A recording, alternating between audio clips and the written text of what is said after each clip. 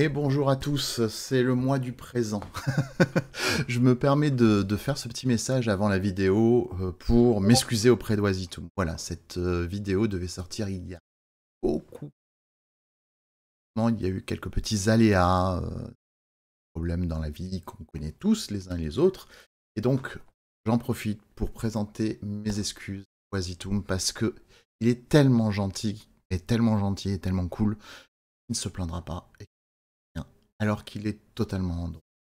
Voilà, mes excuses Oisitum sur la vidéo avec du retard. Je te prie de m'excuser. J'espère que tu m'en voudras pas trop. En attendant, tous, je vous invite à aller voir ce que fait Oisitum et à regarder cette vidéo qui est quand même toujours d'actualité et qui vous permet de découvrir une très belle chaîne. Allez, je vous embête pas plus. À moi le mois du passé.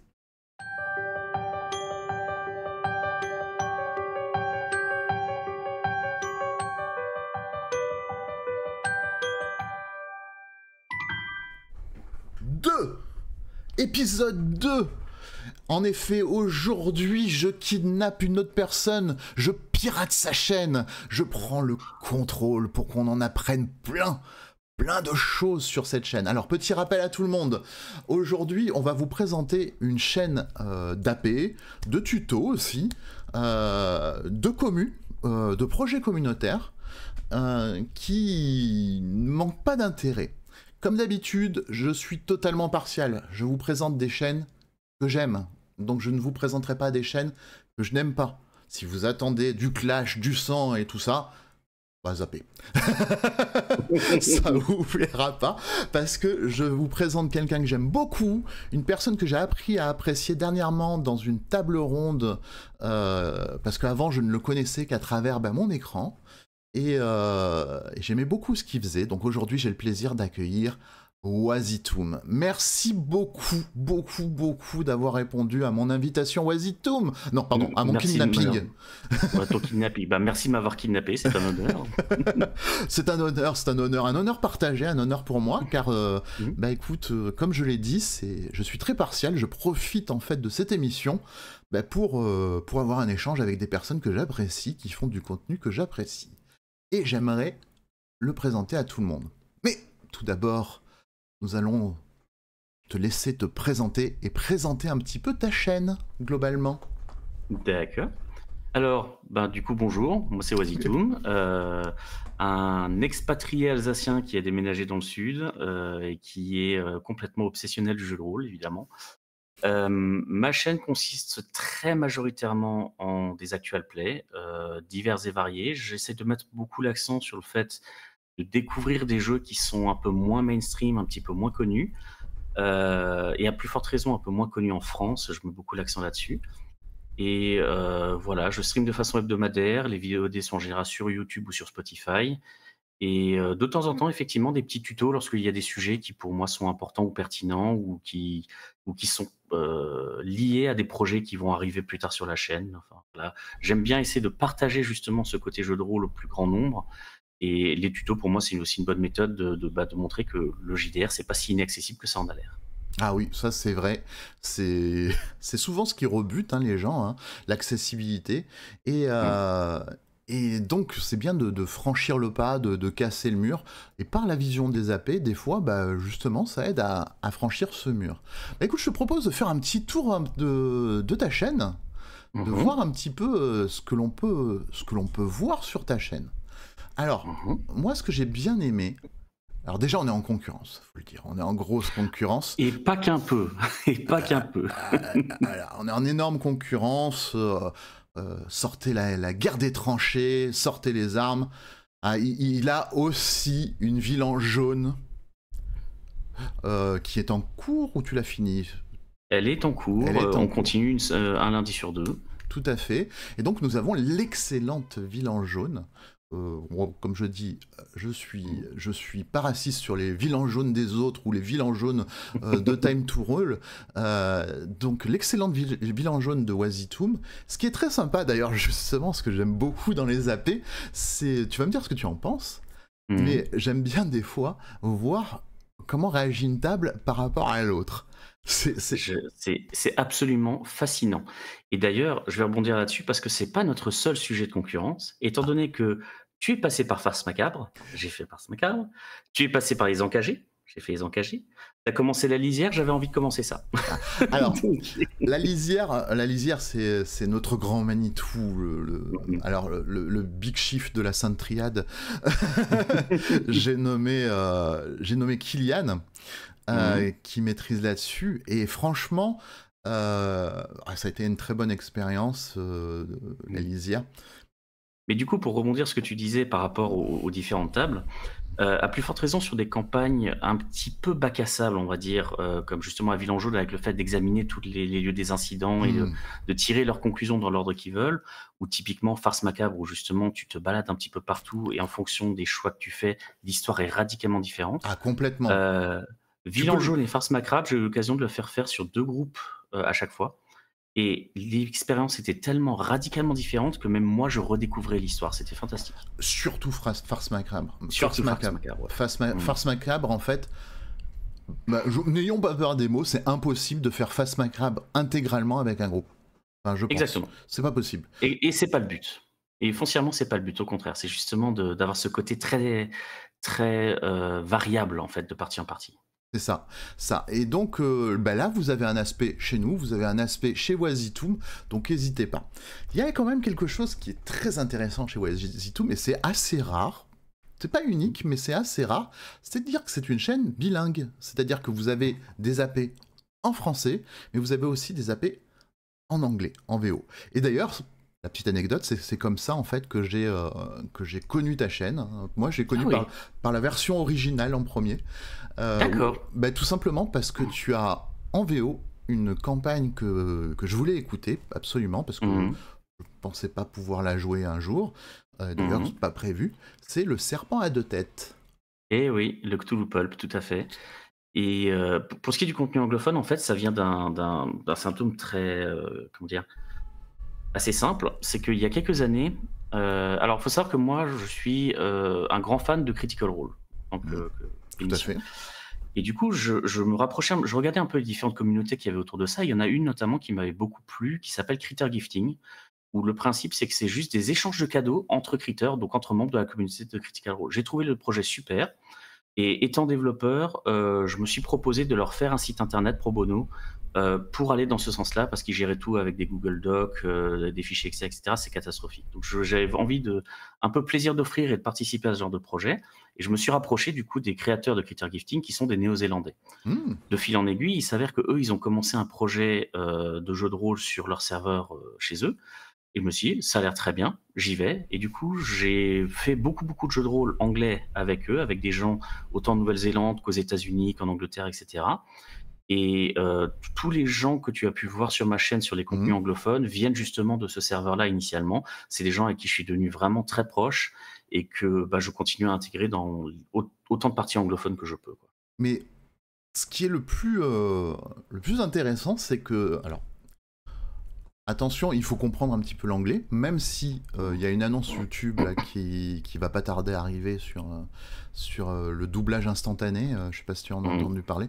Alors, Ouais. c'est bien et pas bien, mais pour les youtubeurs de notre calibre, on va dire c'est bien. Ça peut pas faire de mal. Mais pour les plus gros, bah, franchement, employez des doubleurs si vous voulez le faire. Mmh. Mais on va dire à notre niveau, hein, je pense qu'on n'a pas le budget. Mmh. Donc c'est bien et pas bien, mais ça peut être une idée. Quelque chose donc de très intéressant là-dessus, c'est que l'anglais est accessible, honnêtement. Mmh. Déjà, vous avez le sous-titrage, s'il y a une option maintenant pour Mmh. mettre un sous-titrage automatique en français qui fera une traduction. Elle sera pas parfaite, mais vu que c'est de l'anglais que je trouve moins accessible, Mmh. vous pouvez les regarder si vous voulez un petit peu parfaire euh, votre culture anglophone et même parfaire votre anglais, c'est totalement accessible. Deuxième chose qui est intéressante, et ben devinez quoi, on joue pas totalement pareil de pays en pays. Mmh. Je trouve que déjà c'est très Tout à fait. flagrant entre la France et le Québec. Mmh. Donc je trouve que c'est flagrant. Et c'est très bien parce que ça donne un plaisir de visionnage différent. Et Les réflexes aussi, pareil, on voit que les réflexes sont différents Mmh. quand on regarde, par exemple, sur Serpent à deux têtes, par rapport à nous. Et je trouve que c'est tellement rafraîchissant sur certaines scènes. J'ai des scènes en tête où je vois, mais j'aurais jamais fait ça. Et puis ensuite, tu te dis, Mmh. ouais, mais c'est bien Mais aussi, j'aurais quoi. dû faire ça. J'aurais dû faire ça, C'est voilà, ça. c'est très très bien. Et et si je devais trouver une explication à ça, je pense que c'est aussi lié au fait que outre-Atlantique, la culture des AP est aussi beaucoup plus développée. On c'est un peu moins niche que ça l'est encore malheureusement en France et du coup, ils consomment énormément de contenu d'AP. Enfin, en l'occurrence, les joueurs avec qui je joue en anglophone consomment des AP à tout va et des AP de grande qualité, que ce soit du Dimension 20, du Critical Role, et cetera. Ils ont aussi cette par pur mimétisme, en fait, quelques réflexes que tu trouves dans ces actual plays un peu, haute production, quoi. Excusez-moi, j'ai un petit qui sera coupé au montage. Ou pas. Ou pas, ou pas. Autre point que j'aime beaucoup aussi, parce que nous on pratique aussi beaucoup l'exercice, on a des campagnes, mais on a beaucoup de one-shot. Et chez toi, on a beaucoup de one-shot de jeux. Alors, c'est pas du mainstream, hein, pour le coup, Mmh. certains jeux. J'ai découvert une petite pépite que j'ai beaucoup Mmh. aimée, Mmh. Triangle Agency. Ah, alors ça, c'est il faut pas me donner la parole sur ce jeu parce que je vais la garder 3 heures. C'est un jeu qui, pour moi, un bijou de créativité, d'inventivité, d'originalité et avec des mécanismes de jeu qui sont fascinants et alors j le manuel est absolument goldé. Il a vraiment une mise en page qui est originale, des idées qui sont folles. Enfin, ce jeu est pour moi la meilleure découverte que j'ai eue ces dernières années. C'est un best-of. Bah écoutez, on s'en fera peut-être une petite découverte à l'occasion, un petit Mmh. commande PDF. On verra si comment on peut se le procurer. Il doit y avoir deux trois boutiques, on peut avoir Sur ça. Itch.io, Itch.io, tout tu vas simplement. s tu vas sur soit leur site, hauntedtable.games et tu ça t'envoie sur Itch.io et il coûte 30 balles, un truc comme ça. Enfin, il est vraiment, vraiment Ah mais excellent. franchement, regardez Triangle Agency, hein. C'est très très bon. Euh, c'est peut-être l'un des... Non, peut-être pas l'un des best. J'ai bien aimé mon Mmh. Two-Headed J'ai beaucoup aimé mon Two-Headed Serpent. Et j'ai Mmh. bien aimé... Alors, je ne suis pas un donjonneur, mais j'ai bien aimé Mmh. certains passages de Rime of Frost Maiden. Ouais, oui, j'avoue. Euh, Disons que... moi j'aime bien l'équipe en fait, voilà. Dans Rime of Oui, Frost Maiden. l'équipe a quelques fulgurances effectivement. C'est ça. C'est bah, je justement l'équipe en question, c'est un petit peu mon «groupe de cœur» entre guillemets. C'est vraiment les gens qui sont sur ma chaîne depuis le tout début, et qui du coup restent avec moi et qui me suivent sur beaucoup de projets, donc c'est quand même très agréable d'avoir, Bah, ces gens-là, quoi. on voit ça, contrairement à la Cour des Miracles que j'ai Mmh. reçue la semaine dernière. Mmh. Tu n'as pas forcément une table fixe, mais tu as Ça. quand même, t'as quand même des piliers, on va dire. Voilà, Mmh. il y a quand C'est même ça. des piliers Des noms qui reviennent très des noms qui régulièrement, ouais. reviennent régulièrement. Et donc, il faut leur rendre hommage parce que, comme je dis, je suis Mmh. pas spécialement donjonneur. Mais il y a certains AP sur Donjon, sur Mmh. certaines chaînes, hein, ben, qui sont prenants parce qu'ils vont pas faire forcément mettre. Comment dire, on va pas forcément perdre immensément de temps sur les combats. Mmh. Alors, ça fait partie de Donjon, attention, tout le monde peut aimer ou perdre du temps. Certains n'auront pas la même définition.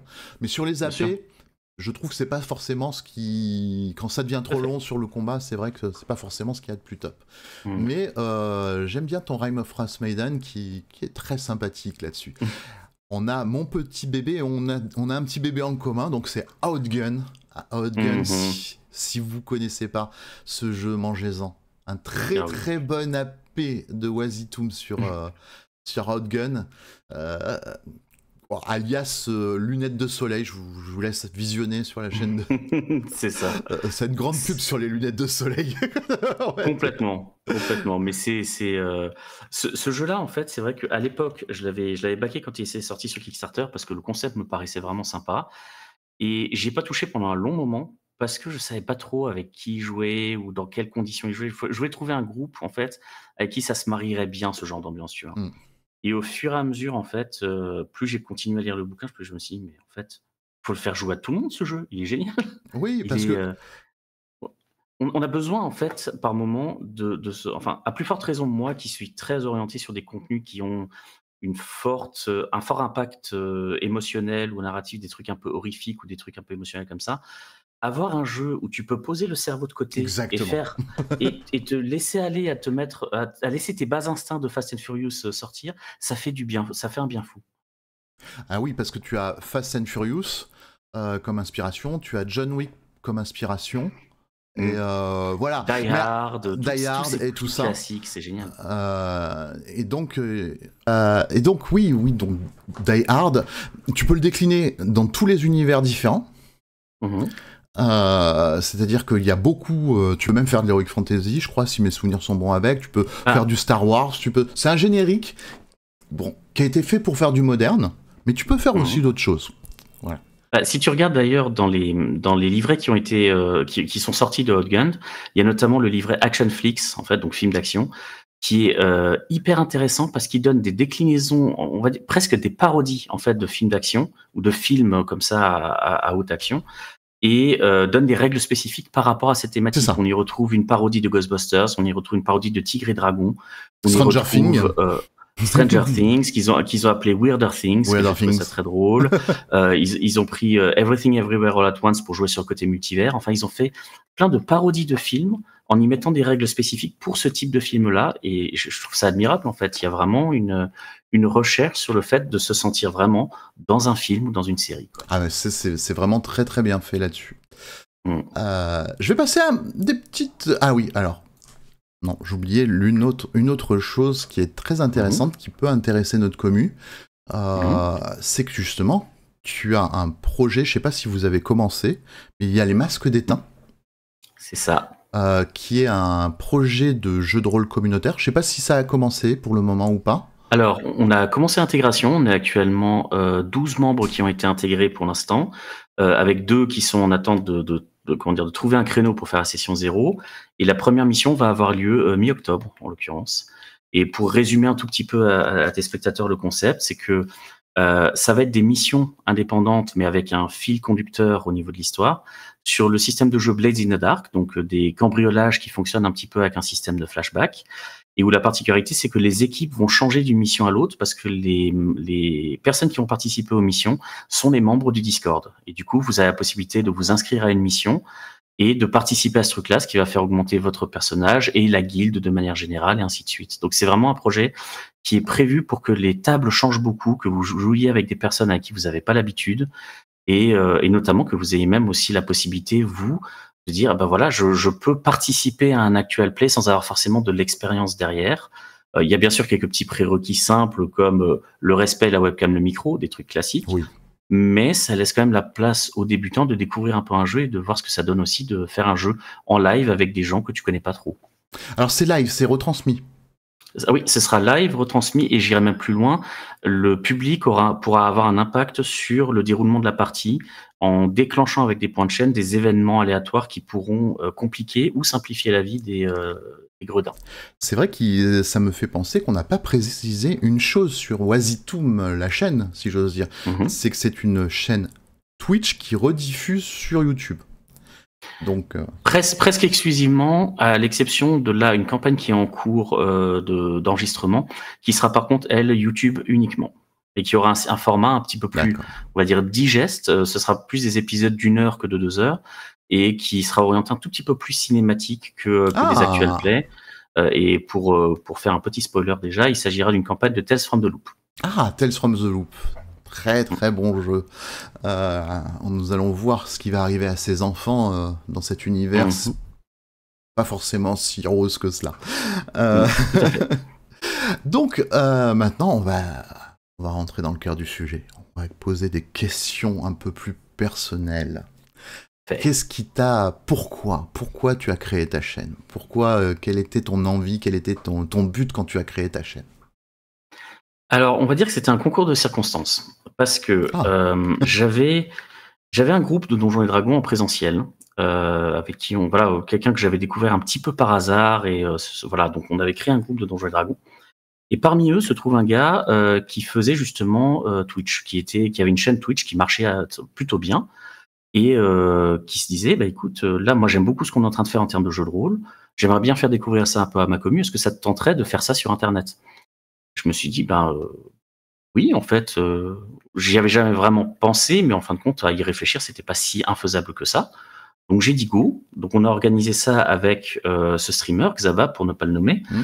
et deux autres streamers, qui étaient un peu dans la même équipe, en l'occurrence Horazia et la Babarbe. Et on a organisé du coup des petits one-shots de Donjons et Dragons qui avaient lieu, un épisode chez lui, un épisode chez l'autre, un épisode chez moi, et ainsi de suite. Et de fil en aiguille, bah, du coup, comme l'expérience en elle-même m'a bien plu et que j'ai trouvé qu'il y avait que c'est pas si compliqué que ça finalement de faire un actual play, enfin d'un point de vue technique, Oui. j'insiste, que c'était pas si compliqué techniquement de faire un actual play, et que ça me donnait aussi un petit prétexte pour faire plus de jeux de rôle. Donc, je me suis dit, bah, je vais continuer un peu dans cette lancée-là, et après avoir un petit peu cherché comment dire, mon univers ou ma façon de procéder, en fait, de fil en aiguille, ça a commencé à grandir un petit peu et à se présenter sous la forme qu'on a actuellement sur la chaîne, quoi. J'avoue que le prétexte de faire un petit peu plus de jeux de rôle, oui, maintenant, oui, complètement.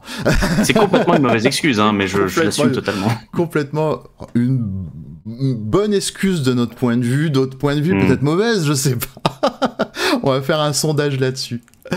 Donc, bon, je pense que tu sais pourquoi tu as fait ça, mais toi, est-ce que tu as, toi, un jeu de cœur? Quand tu fais tes parties, d'ailleurs, comment te vient l'inspiration pour faire tes parties? Est-ce que tu fais que des scénarios sur le marché que tu vas t'accaparer et produire selon ta sauce?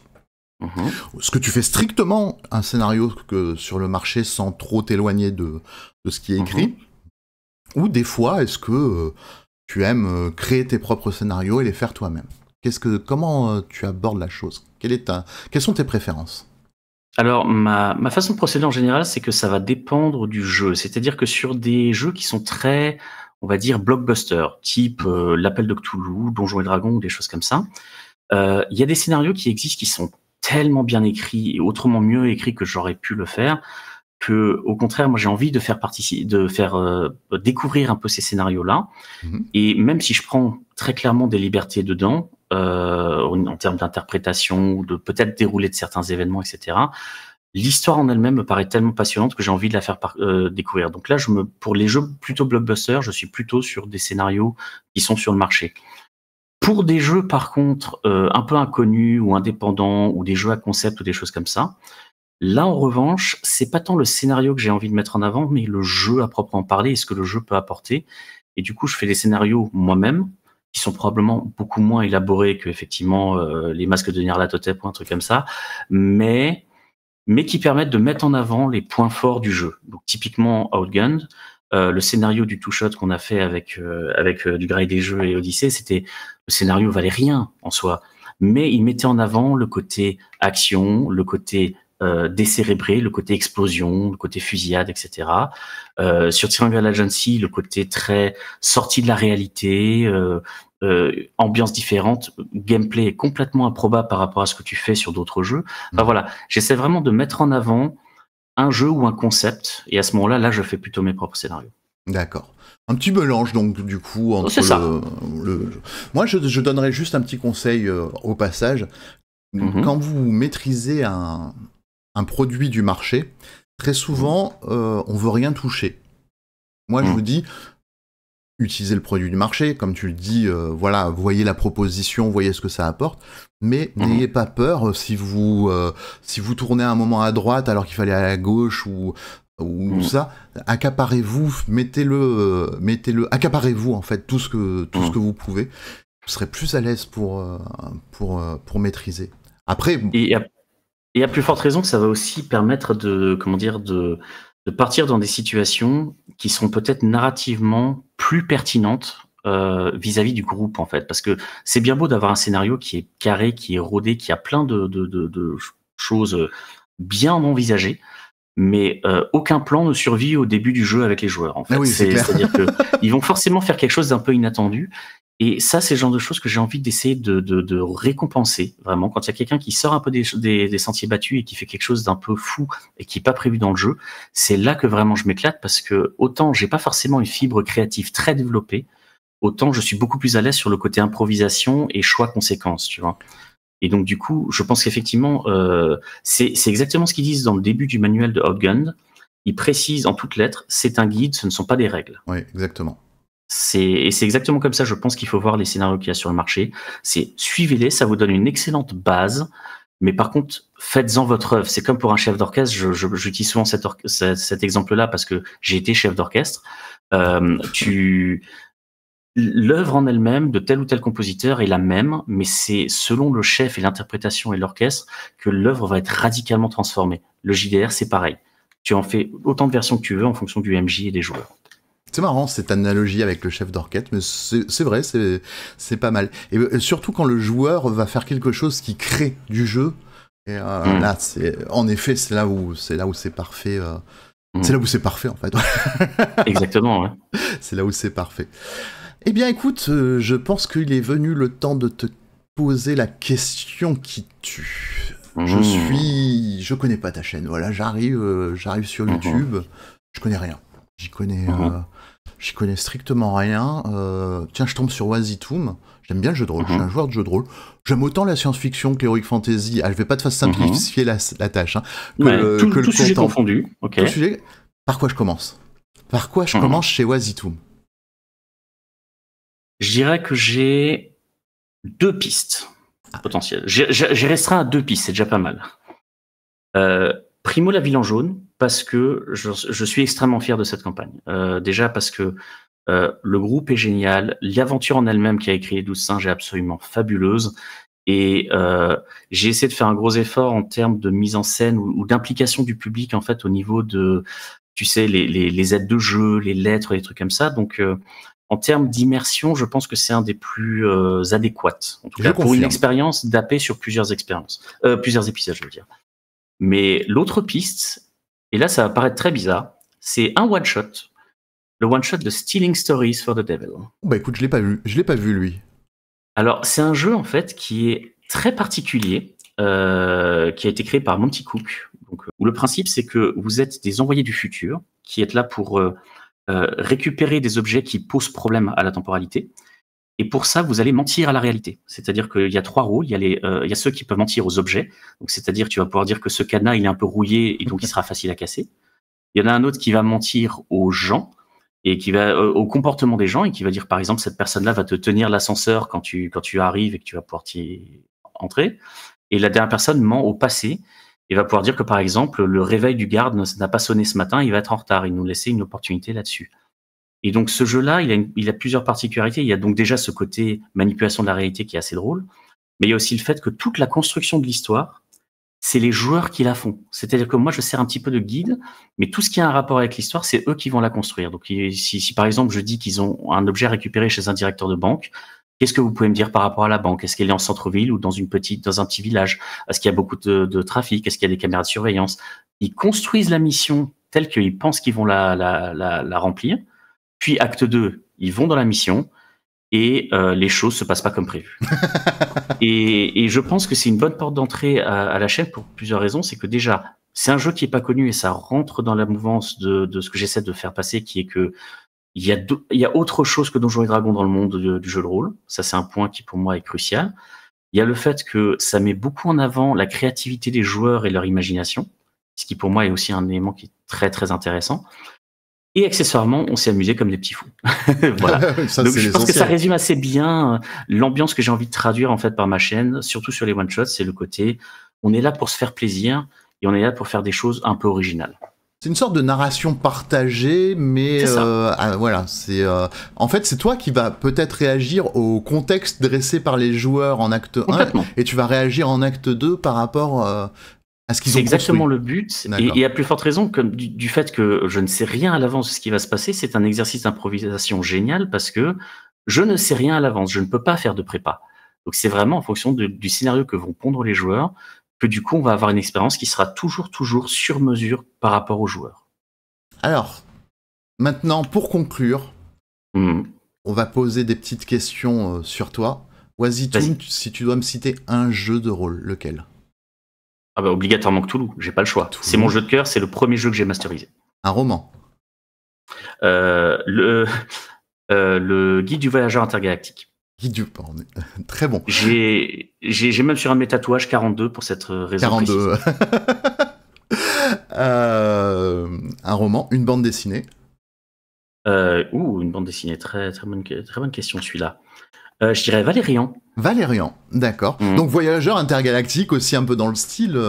Ah ouais, alors c'est pas volontaire, mais oui, effectivement, ouais. Et maintenant, un film ou série? Oh, alors là, est-ce que je peux citer un de chaque? Oui, si tu veux. Alors en série, ma série de cœur, toutes séries confondues, c'est Sense8, qui est pour moi un bijou absolu et c'est criminel qu'il l'a arrêté si tôt. Et en film, on retourne à la science-fiction, bizarrement. C'est Premier Contact avec Amy Adams et comment il s'appelle, Hawkeye là, Jeremy Renner, qui est un bijou de science-fiction avec un twist final qui est fantastique. Je vais rebondir sur Sense8 parce que c'est un sujet qui me tient très à cœur. Il y a le sujet de l'inclusivité. Oh oui. On a trop souvent le problème dans les séries et dans les films, on va dire récents, l'inclusivité qui est comme un cahier de charge. C'est-à-dire, il faut mettre, même si ça tombe comme c'est un peu la positivité toxique, quoi. Voilà, même si ça tombe comme un cheveu sur la soupe. Par contre, des séries qui sont intelligemment faites et qui prônent l'inclusivité d'une manière aussi fine et intelligente que Sense8, il doit y en avoir plus. Mais totalement d'accord. Cette série, elle respire le respect et l'amour. Donc, toutes les formes possibles. Et c'est fabuleux. C'est sublime. C'est juste sublime. C'est moi ce que je recherche dans une série ou un film. Par contre, je suis désolé, hein, je vais citer le truc à la Disney où on va te rajouter 2 minutes pour dire, ou à la Netflix, même s'ils le font un petit peu moins, on va te rajouter 2 minutes, on va te mettre sur un cahier de charge, tu vois. Bon, ça c'est fait. On coche la case. Voilà, ça c'est fait. Ça, non. Par contre, faites des belles choses qui montrent le chemin. Sense8, voilà. Et excusez-moi, je digresse parce que je tu as cité une série qui me tient beaucoup à cœur aussi. Ah, elle est exceptionnelle sur bien des aspects. Elle est très prenante même en termes de prise de tension. risque sur les 2 premiers épisodes. Très très grosse prise de risque. Il faut vraiment survivre aux 2 premiers épisodes pour réussir à tenir la série. Mais en revanche, j'ai rarement vu une série qui respirait autant vraiment l'amour. C'est ce que je disais tout à l'heure, c'est que toutes les formes possibles, même les plus improbables. Je sais que ça va paraître totalement idiot ce que je vais dire, mais c'est la seule série où j'ai pu voir un plan à 3 qui soit romantique. On se connaît, non? Oui, on a couché hier. Voilà, regardez la série. Regardez-la, c'est vraiment un bijou. Vous comprendrez que ce n'est pas pornographique du tout, c'est une intrigue sérieuse avec de l'action, avec une très belle mystère, de la science-fiction. Regardez-la. Franchement, si vous l'avez pas vu, même le concept de base en fait est fabuleux comme idée. C'est ces gens à travers le monde, et alors je parle même pas de la filmographie. La réalisation. Des gens comme ça qui sont à l'autre bout du monde et qui se parlent, et la scène passe d'un monde à l'autre et à aucun moment on est perdu. C'est absolument parfait. Ouais, on est totalement d'accord. Encore une fois, si vous regardez cette série, survivez aux 2 premiers épisodes. C'est ça. Après ça passe tout seul. Ça déroule. Merci, Je me permets une petite question, du coup, juste par rapport à cette série, parce que elle a une particularité, c'est que dans des séries comme ça, où il y a beaucoup de personnages principaux, il y a en général un personnage qui ressort un peu plus comme le préféré, mais pas dans celle-là, je trouve. Donc ma question, c'est lequel ton préféré? Alors moi, je dirais l'acteur. Lito, pareil. Lito, il est incroyable. Il a un capital sympathie que je trouve génial et un arc narratif qui est très très intéressant. Il y a l'acteur que je trouve génial. On est d'accord. Voilà, fin de la parenthèse, excuse-moi. Voilà, bah écoute, voilà. Tu vois, comme quoi, hein, les grands esprits se rencontrent. Eh ben écoute, c'était un plaisir, un honneur, et franchement, on se rejoint sur beaucoup de points, ça me fait très plaisir là-dessus. Donc Wazitoum, les amis, Là, on vous a présenté la surface, mais pour rentrer dans le vif du sujet, allez visionner. Les liens de la chaîne seront en description. Les liens du Discord seront en description. N'oubliez pas, on doit partager notre passion du jeu de rôle, pas l'enfermer. Très important. Exactement. Sur ce, je vous quitte. Je vous embrasse. Je t'embrasse, Wazitoum. À bientôt. Et à bientôt. Ciao.